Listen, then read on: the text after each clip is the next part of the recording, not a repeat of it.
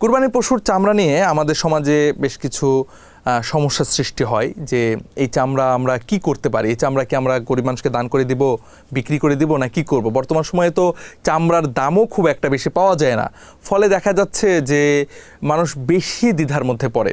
মূলত ব্যাপার হচ্ছে যে কুরবানির চামড়া যদি কেউ নিজে ব্যবহার করতে চায়, এইটা নিজে ব্যবহার করা যাবে। অর্থাৎ আপনি চাইলে কুরবানির চামড়া দিয়ে ম্যাট্রেস জাতীয় কিছু বা জায়নামাজ বা থলে এই টাইপের কিছু বানাতে পারেন। এটা নিজে ব্যবহার করতে চাইলে নিজে ব্যবহার করতে পারবেন।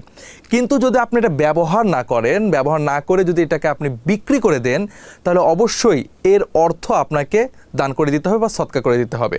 তাহলে যেটা দাঁড়ালো যে কুরবানির চামড়া নিজে ব্যবহার করা জায়েজ আছে, যদি নিজে ব্যবহার না করে অন্যকে দান করে দিতে চায় সেটাও জায়েজ আছে।